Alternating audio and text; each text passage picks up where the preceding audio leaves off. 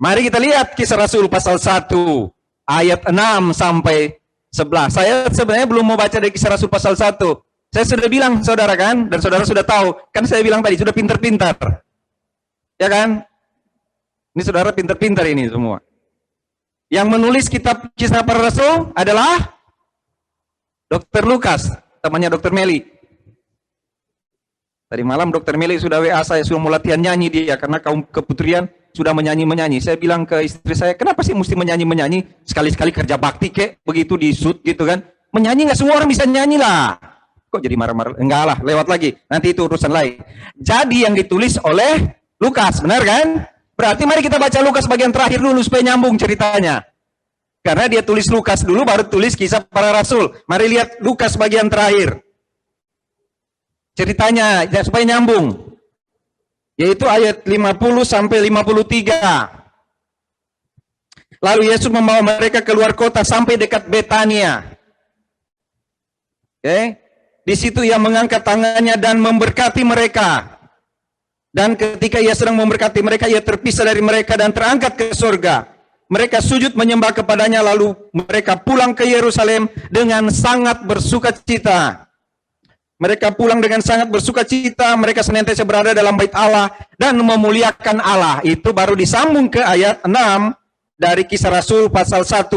Yaitu pada waktu itu mereka bertanya, jadi waktu itu Tuhan Yesus membawa mereka keluar dari Yerusalem ke tempat Betania namanya. Atau orang suka bilang Bukit Zaitun, ya kan? Pergi ke situ. Lalu mereka bertanya di situ. Jadi pada waktu mereka berada di situ, mereka bertanya pada Tuhan. Ketika itu mereka berada dekat sampai di kota dekat Betania. Di situ dia mengangkat tangannya dan memberkati mereka. Jadi dia angkat tangannya, bukan tumpang tangan berarti kan? Begitu. Atau beginilah, seperti pendeta-pendeta. Ya kan? Jadi kalau nggak begini kayak nggak bukan pendeta. Ya udah. Syukur saudara saya nggak bisa begini, karena kan di luar saudara nggak dapat berkat lah. Orang cuma lihat di HP kok sekarang sama laptop ini, ya kan? Jadi mengangkat tangannya lalu dia terangkat. Pada waktu itu mereka bertanya padanya. Apa yang mereka tanyakan ada di sini, di ayat yang ke-6. Tuhan, maukah engkau pada masa ini memulihkan kerajaan bagi Israel? Kita sudah bicara tentang kematian dan kebangkitan Tuhan. Kita sudah bicara tentang bagaimana Yesus mati dan bangkit. Dan dia menampakkan diri, membuat banyak sekali ketakutan. Ahli Taurat ketakutan, bait Allah pecah itu bait Allah. Iya kan? Orang-orang percaya takut. Karena Tuhan bilang pada mereka, Tuhan katakan pada mereka, kalau gembala dianiaya, ntar lagi kamu juga dianiaya. Tidak heran kalau mereka masuk di dalam ruangan, ketakutan. Tapi pada waktu itu Yesus datang dan berkata pada mereka, damai sejahtera bagimu. Terbit lagi sukacita dalam hidup mereka. Wow, ini baru ini ya. Ternyata Tuhan ada. Petrus pernah menyangkali Tuhan. Petrus takut. Tapi sesudah itu Petrus berdiri. Saya sudah khotbahkan hari Minggu kemarin. Atau bukan saya khotbahkan, kita sudah renungkan hari Minggu kemarin. Soal Petrus. Ya kan? Soal Petrus Tuhan bilang padanya, gembalakanlah dombaku. Gembalakanlah domba-dombaku. Seorang nelayan disuruh Tuhan untuk menggembalakan domba-domba. Petrus bilang kepada Tuhan, engkau tahu Tuhan, aku mengasihimu. Petrus bilang pada Tuhan. Petrus pergi mengikut Tuhan. Di satu waktu dia bertanya, dan teman-temannya bertanya pada Tuhan, kami sudah meninggalkan segala sesuatu. Apa yang kami dapat? Mungkin persis kayak Pak Sony ya. Dulu waktu melayani Tuhan cuma bilang begini pada Tuhan, Tuhan inilah hambamu. Saya sampai sekarang masih berdoa menggunakan kata itu, saudara. Saya masih berdoa menggunakan kata hambamu. Bukan soal sombong-sombong. Tapi itu doa pertama saya kepada Tuhan waktu saya menyerahkan diri melayani Tuhan. Saya menggunakan kata hambamu. Saya bilang pada Tuhan, hambamu, ini hambamu. Jika engkau berkenan, pakai hambamu. Hamba mau pergi melayani Tuhan. Lalu pergi melayani Tuhan. Pada satu waktu dipanggil sama sinode, kamu donasi berapa? Baru saya pikir, iya ya, mesti ada donasi ya. Setelah saya baca Petrus baru saya ngerti. Petrus aja nanya. Masa Pak Sony nggak boleh nanya? Ya kan? Petrus nanya loh.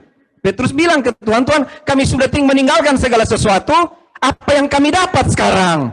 Tuhan bilang, nanti cari di Alkitab ya, saudara.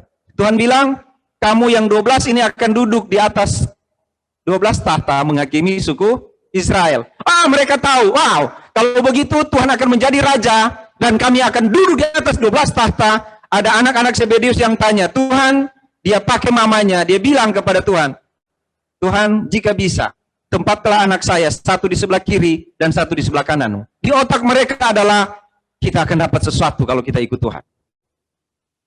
Kita akan mendapatkan sesuatu kalau kita ikut Tuhan. Itu yang mereka buat sepanjang hidup mereka. Maka ketika Tuhan Yesus bilang, anak manusia akan pergi karena menderita, waktu itu iman mereka goncang. Sehingga ketika Tuhan Yesus berdoa sambil berdarah-darah, waktu itu pun mereka lari pontang-panting. Bahkan kalau saudara baca di kitab Mazmur, Markus,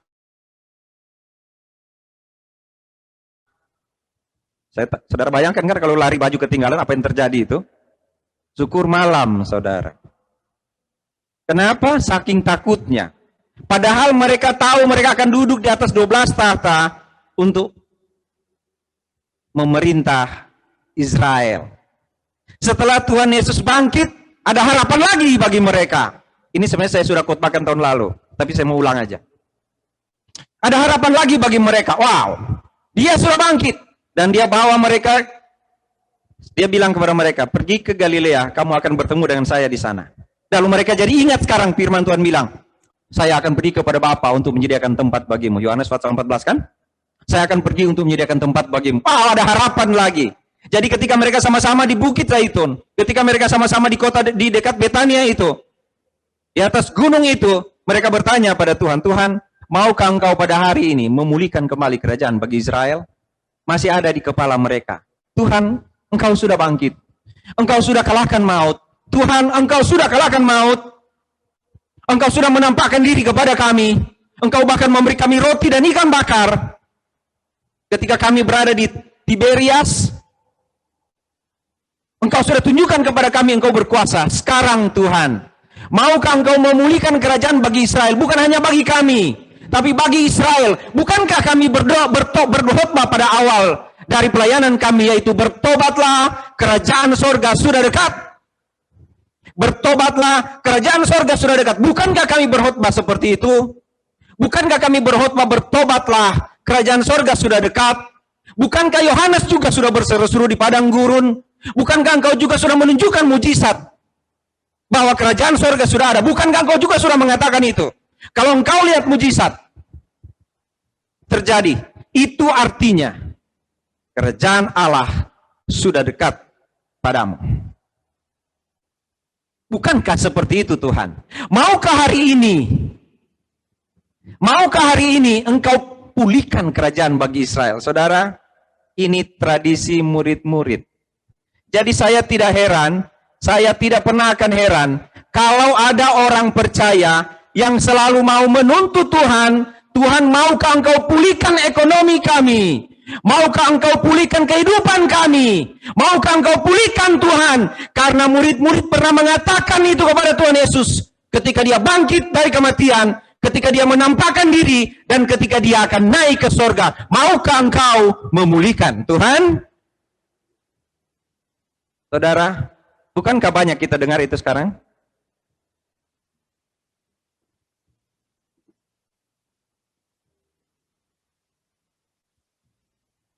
Bukankah banyak kita dengar, Tuhan akan pulihkan engkau tepat pada waktunya. Tuhan akan pulihkan. Jadi tetaplah mengasihi Tuhan.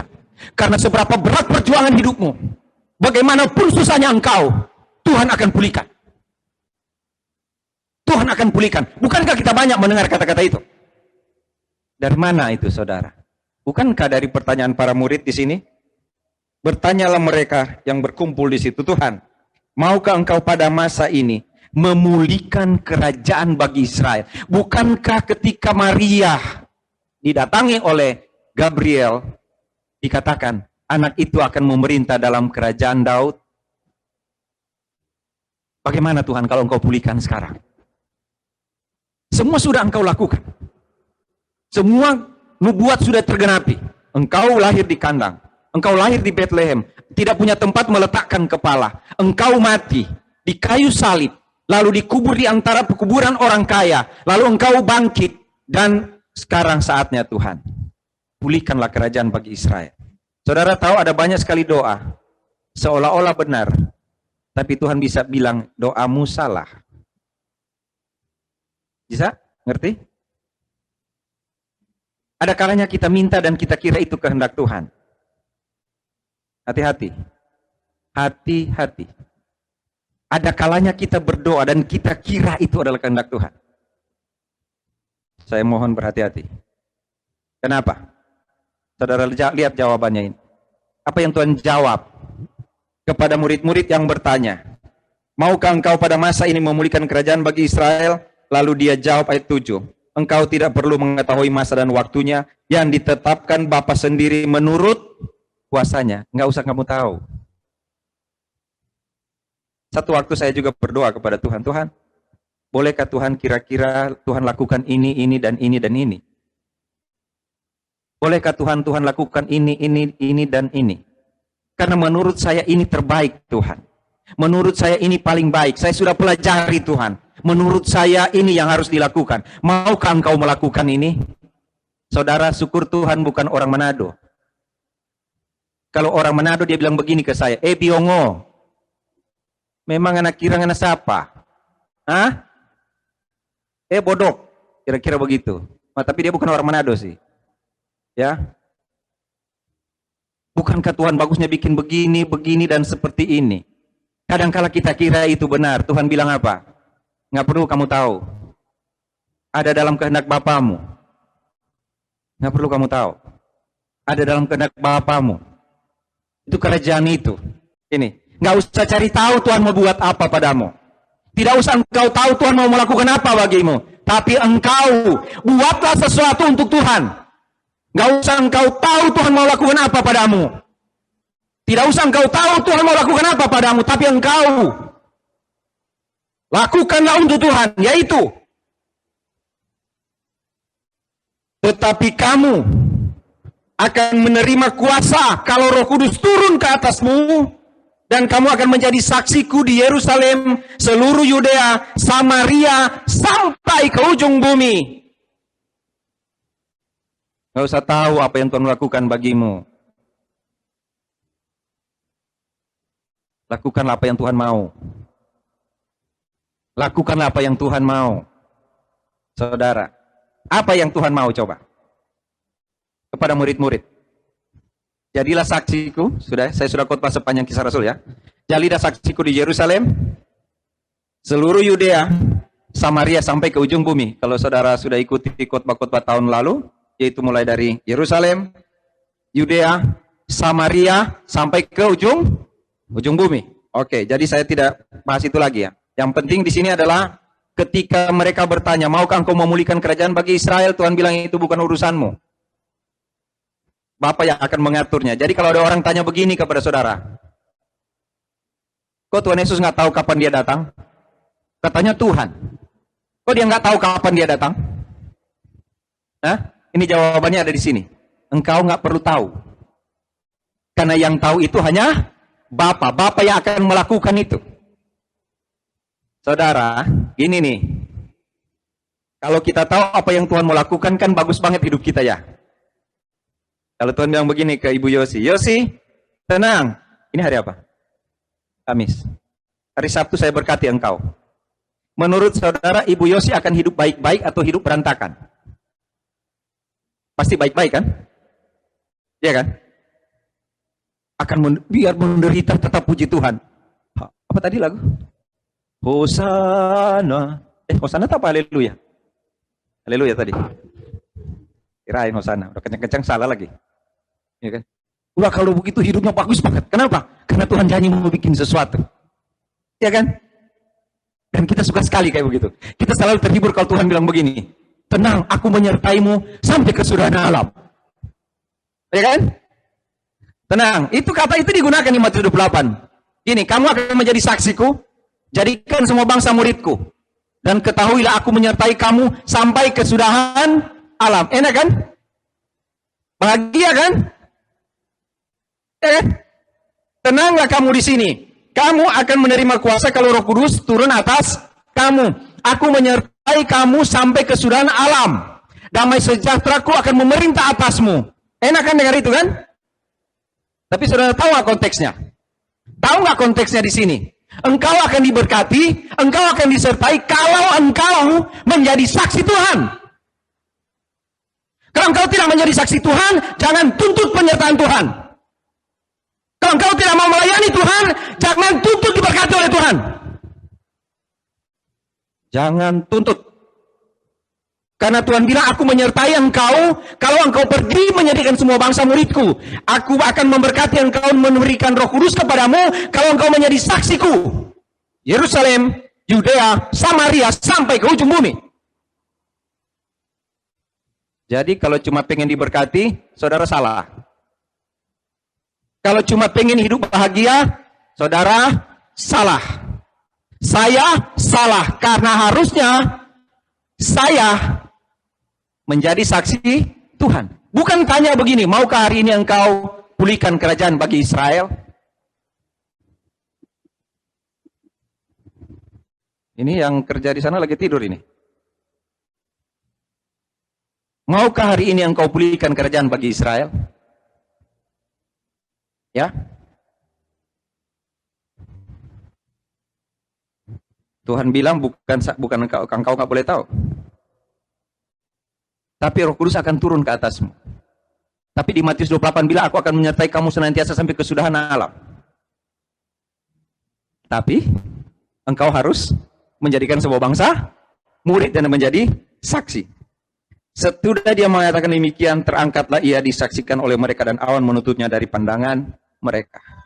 Ketika dia bilang, kamu harus menjadi saksi, selesai. Kamu harus menjadi saksi, sudah selesai. Sekarang dia terangkat ke surga. Nggak ada firman lagi baru bagi mereka. Tidak ada lagi firman baru kepada mereka waktu itu. Selesai. Selesai. Yaitu, dia terangkat ke surga. Dan mereka melihat dia naik ke atas. Ada saksi yang melihat Yesus naik ke atas? Ada. Para murid. Lucu kalau ada orang bilang, Tuhan Yesus nggak naik ke surga. Lucu kalau ada ajaran bilang, yang digantung di kayu salib itu, diserupakan dengan Yesus. Orang saksi mata lihat kok. Orang saksi mata tulis kok di sini. Bagaimana orang yang nggak lihat bilang salah? Hah? Nonton di CP aja itu ya.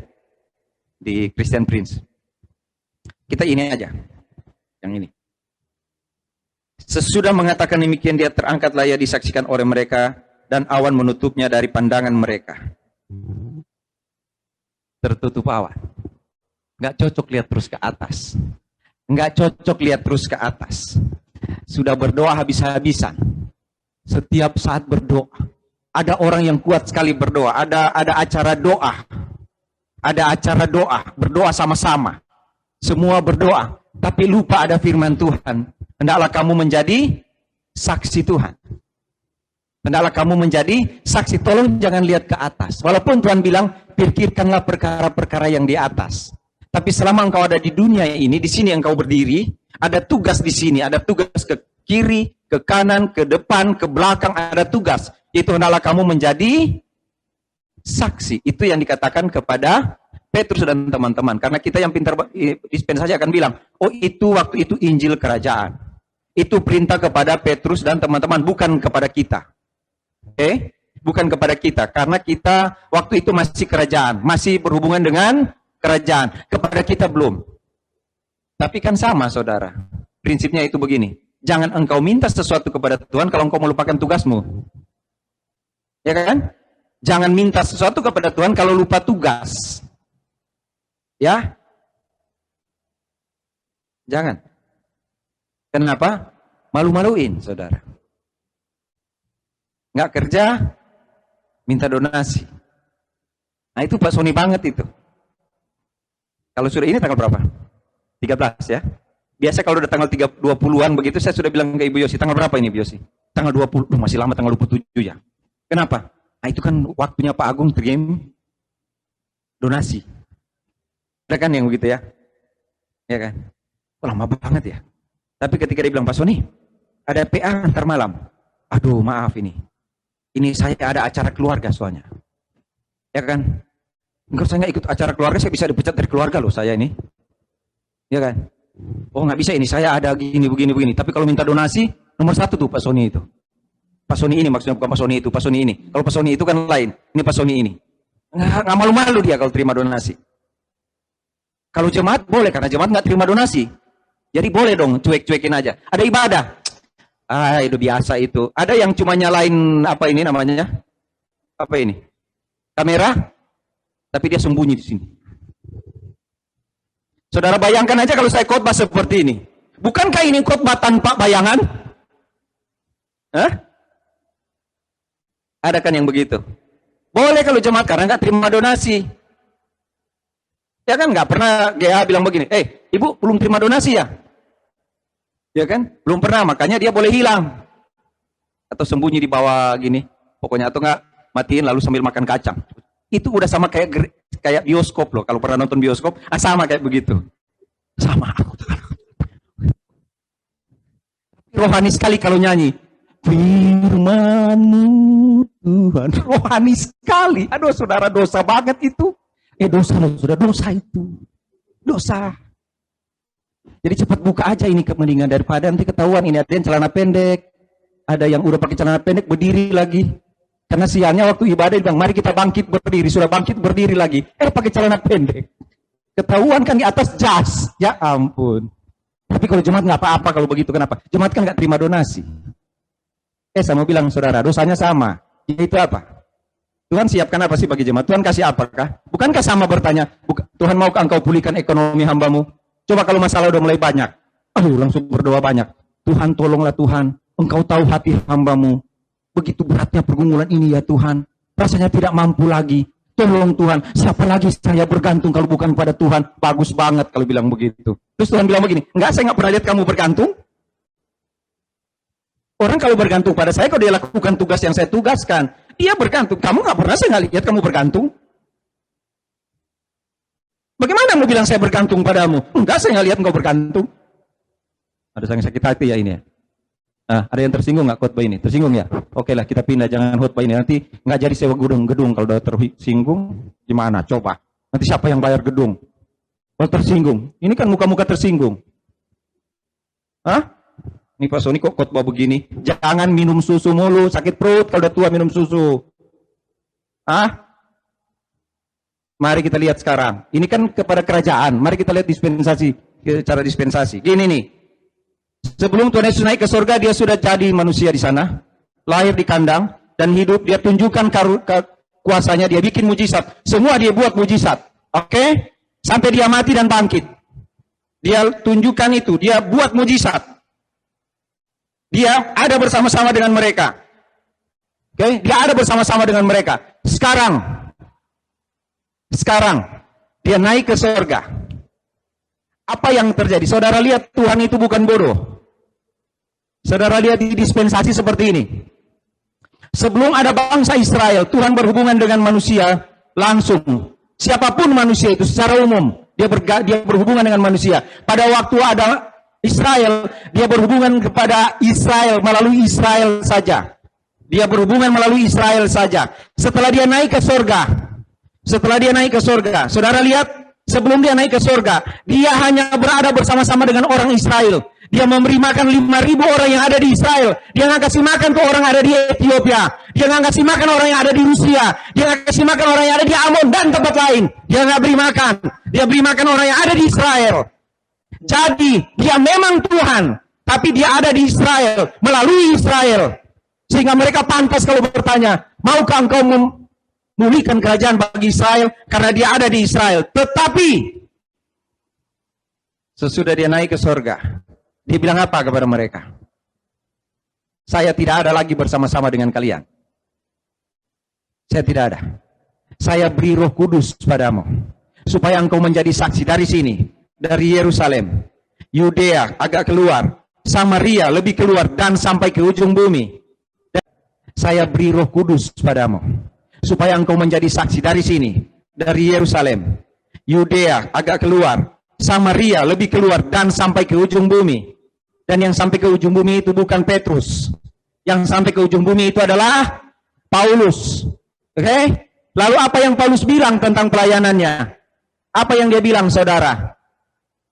Apa yang dia Paulus bilang? Apakah lebih rendah dari rasul-rasul? Apakah lebih rendah? Tidak.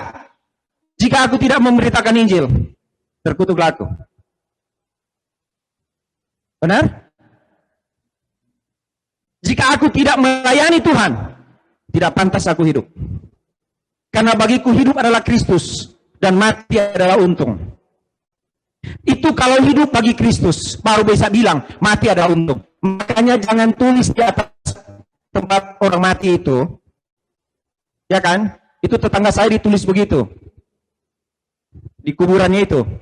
Hidup bagi Kristus, mati adalah untung. Selamat bertemu dengan Tuhan Yesus. Anaknya bilang begini, Om Sony, tolong hapus dong ini. Kenapa? Papa nggak pernah ke gereja, Om. Mabuk terus dia. Bagaimana mau bilang hidup bagi Kristus mati untung? Saya bilang, bukan saya yang buat itu. Ya hapus Om, nanti malu.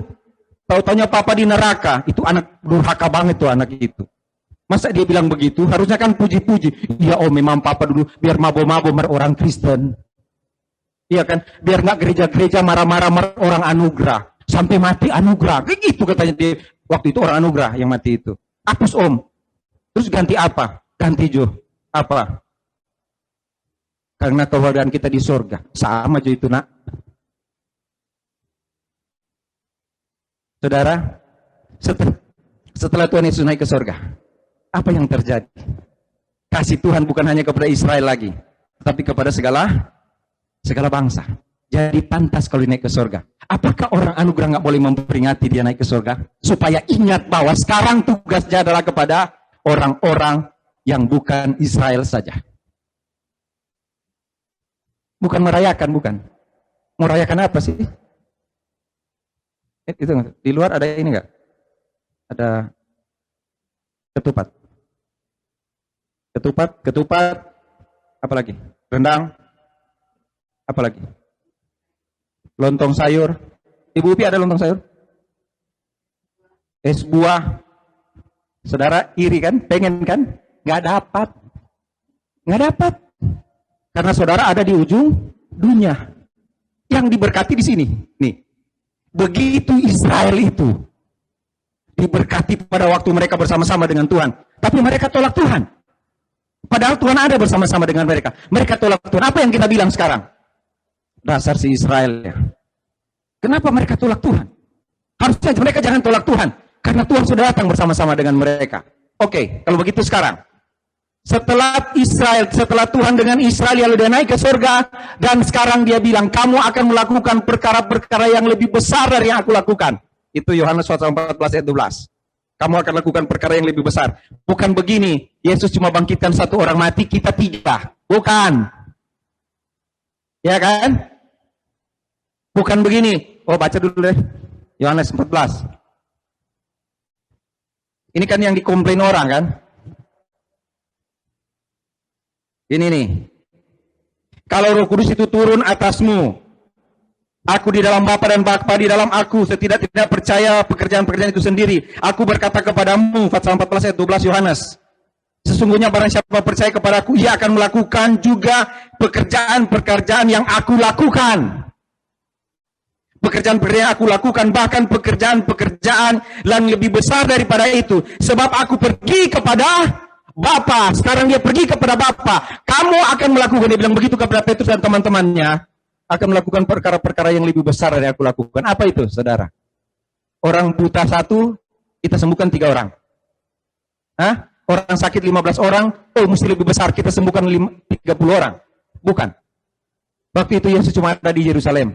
Sampai di Yerusalem, sekarang kamu harus melakukan lebih besar. Yaitu jadi saksilah di Yerusalem, Yudea, Samaria, sampai ke ujung bumi. Sekarang Tuhan bagi semua orang. Petrus sudah di sorga. Apa masih di mana dia kira-kira? Hah? Petrus sudah di mana ya? Nanti ketemu tanya aja ya ke Petrus ya. Kalau saya bilang sekarang lagi Petrus bilang begini, kamu lebih tahu dari saya murid Tuhan, kamu murid siapa kamu? Enggak jelas juga sekolahmu. Mana kamu? Gitu kan? Sekarang Petrus ada di mana? Lalu siapa yang diberi tugas sekarang? Kita. Apa tugas kita sekarang? Hendaklah menjadi saksi. Ada dua jenis itu saksi. Satu ngomong, dan yang kedua orang lihat apa yang kita buat. Yang dekat-dekat akan lihat, sebagai saksi akan lihat. Oh begitu ya cara orang percaya. Tadi malam Haji Timbul, Ibu Haji Timbul, Haja. Tiba-tiba ketuk pintu. Papa, bukan Papa ya. Mama Andia, gitu. Ibu Yosi itu dari jam 5 sudah bilang begini ke saya. Kita nggak usah masak. Ibu Yosi kalau udah begini udah bilang enggak. Begitu saudara. Masa pendeta itu bohong? Ibu Yosi bilang gini. Kayaknya Pak kita nggak usah masak. Kenapa? Biasa, ini kan apa takbiran ya? Ini kan takbiran. Oh, kenapa kalau takbiran? Tunggu aja. Pasti mujizat terjadi. Boka-boka bawa makanan. Boka-boka itu maksudnya seperti Elia itu dikasih makan sama burung gagak. Tiba-tiba jam 6 lewat dikit. Mama Andi ya. Ibu Yosi di belakang ibu. Rumah kami kan 200 kali 300. Jadi dia di 300 meter di belakang saya. Jauh sekali dia. Lalu Mama Andi dia dengar loh. Padahal saya putar lagu loh. Dia dengar. Itu kuping kalau lagi tunggu berkat tajam. Tajam. Benar. Peka sekali saudara. Tapi kalau diperintah Tuhan kurang tajam. Nggak peka. Tapi kalau berkat datang, pekanya bukan main. Coba kalau ada motor berhenti di depan, trik. Belum tahu apa termasuk. GoFood ya? Apa dek namanya? Hah? Yang dikirim-kirim itu apa? Bukan. Paket. Langsung. Cepat sekali kalau begitu. Tapi kalau yang datang Pak Agung dengan kartu diakonia, tutup pintu, tutup. Pura-pura lagi jam doa, nggak ada suara sama sekali. Senyap semua. Kenapa lagi jam doa, Pak? Coba kalau sudah bicara begini, waktu persembahan, mukanya langsung begini. Oh, tapi kalau terima berkat, Ibu Yosi langsung keluar buru-buru. Ya, Ibu Timbul. Maaf, lahir batin. Padahal kami nggak pernah salah-salahan loh tetangga.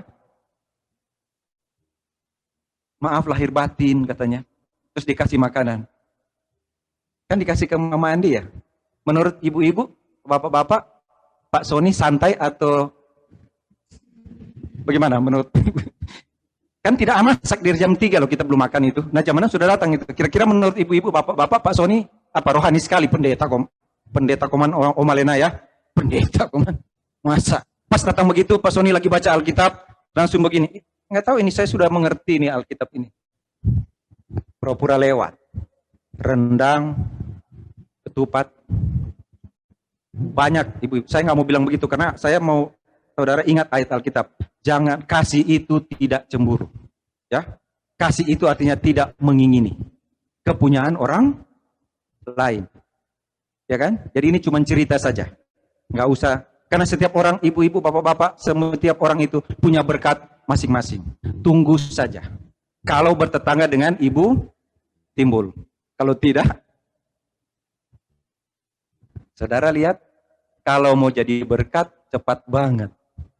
Kalau mau terima berkat. Kalau mau jadi berkat, sakit pinggang lah. Aduh sakit pinggang, sakit leher lah. Hah? Tapi, kalau mau tanya ke Tuhan, Tuhan, maukah engkau memulihkan? Hah? Jangan tersinggung ya. Karena sama aja, kalau PA juga kan dapat sikat juga kan. Jadi sudah kebal kayaknya orang BSD ini. Ya, kecuali orang dari mana dari mana-mana nih. Yang dari tempat lain mungkin nggak tersinggung. Tapi kalau mau tersinggung aja nggak apa-apa. Yang penting hari Minggu ikut lagi. Ya. Apa yang Tuhan buat? Begini. Dia mengasihi seluruh manusia. Lalu dia mengasihi melalui Israel. Sekarang dia naik ke sorga. Dan semua manusia dikasihi oleh Tuhan. Kita tidak lagi hanya diberkati dengan 5 roti dan 2 ikan. Tidak. Kita diberkati dengan apa? Damai sejahtera aku berikan padamu. Ke depan ini. Jadi pada masa di sini adalah penggenapan di perjanjian lama. Semua nubuat di perjanjian lama digenapi di waktu Tuhan Yesus. Sekarang apa yang Tuhan Yesus katakan akan digenapi di masa depan ini. Sekarang adalah saat di mana nubuat Tuhan, apa yang Tuhan katakan tentang kita akan digenapi. Sekaranglah saatnya. Kita nggak perlu tanya pada Tuhan. Kita nggak perlu bertanya pada Tuhan. Tuhan, apa yang akan kau beri bagi saya? Tidak perlu. Karena dia sudah janji dan dia bukan saya. Dia bukan kita yang bisa lupa janji. Dia tetap adalah dia yang tidak berubah. Dia setia dan tidak mungkin berubah. Saudara, tetap kuat. Tetap kuat mengasihi Tuhan. Tidak usah minta apapun kepada Tuhan. Gak perlu minta apapun. Karena Tuhan lebih tahu. Dia akan bilang, Bapamu tahu apa yang kau perlukan. Sudah berkali-kali saya khotbahkan itu kan. Jadi yang kita mau minta kepada Tuhan apa? Boleh nggak kita minta begini? Tuhan, jika Engkau berkenan, jadikanlah hamba-Mu anak Tuhan. Di dunia makin bengkok dan terbalik ini. Jika kita berdoa seperti itu, semoga iman kita makin kuat. Dan kita akan bertumbuh terus mengasihi Tuhan. Nggak usah minta diberkati. Karena berkat sudah akan datang padamu. Tuhan Yesus sudah di sorga. Yang memberkati semuanya. Kalau dia masih di bumi, dia masih memberkati cuma 5 roti 2 ikan. Orang buta dia sembuhkan. Sekarang dia ada di sorga. Semua kita diberkati Tuhan. Tapi jangan lupa, jadilah saksi Tuhan. Mari kita berdoa.